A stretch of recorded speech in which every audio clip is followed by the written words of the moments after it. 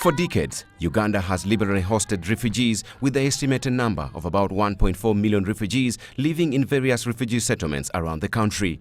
Many of them are from the neighboring countries like South Sudan, Democratic Republic of Congo, Somalia, Rwanda, Eritrea and Burundi. Although many feel safer living in Uganda, a big percentage of them live in abject poverty. Most of the refugees have mainly relied on relief food aid from government and some non-governmental organizations. With the outbreak of the coronavirus, many were hit hard as food rations were reduced. You know, the refugees get food, but the food they are given is very little. And most of the time, they have cried and complained.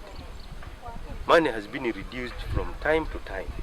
To reduce the dependency and economic problem, a combined $9 million from the government of South Korea and UNDP has been donated to boost economic strengthening among refugees and host communities.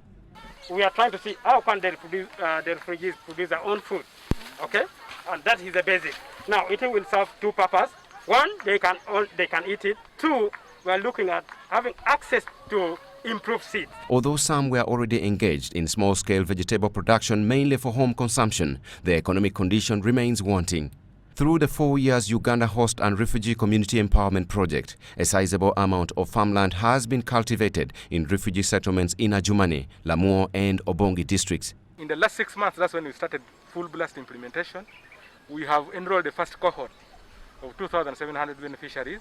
The overall goal is ensuring economic empowerment for the host and refugee communities, but basically giving a mileage to the youth and the women. As you are aware, here land is owned by the people. So the mere fact that the settlements are alongside the host community have now partnered with the refugees to say, hey, we have land, we have a partner who is giving a helping hand to ensure that we can grow different types of crops. For some of the first beneficiaries of the project here in Adjumani, hopes are high. I got sugar, soaps, oil. Now in the market there I'm selling it. According to Raymond Mukisa, UNDP's project manager of the Uganda Refugees and Host Communities Empowerment Project, about 7,200 direct, 36,000 indirect refugees and host communities are to benefit from the project by 2022.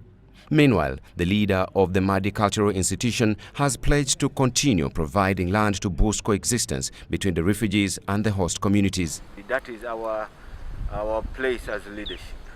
When they live together, they learn a lot. They learn a lot about each other. Nelson Omoya, NTV, Adjumani.